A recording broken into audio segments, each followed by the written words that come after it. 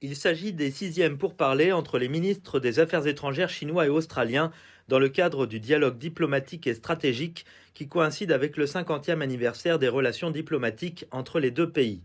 Les deux parties ont convenu de maintenir un engagement de haut niveau et de relancer le dialogue dans des domaines tels que le commerce et les questions économiques, le changement climatique, la défense, ainsi que les questions régionales et internationales. Wang Yi a déclaré que le maintien de relations bilatérales saines et stables servait les intérêts communs des deux pays et améliorerait le développement durable des liens bilatéraux.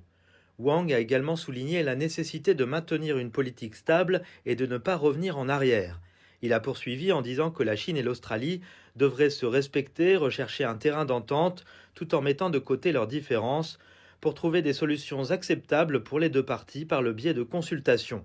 Il a enfin expliqué que les économies de la Chine et de l'Australie étaient très complémentaires et que les deux parties devraient élargir leurs intérêts communs au profit de leur peuple. Penny Wong a convenu que les deux pays avaient des liens économiques et commerciaux étroits et a souligné que le nouveau gouvernement australien adhérait à la politique d'une seule Chine et qu'il poursuivrait les échanges dans divers domaines dans le cadre du partenariat stratégique global Australie-Chine. Alors que les relations entre la Chine et l'Australie ont connu des hauts et des bas, les experts affirment que la visite de la plus haute diplomate australienne est importante compte tenu des énormes opportunités commerciales et sur le marché.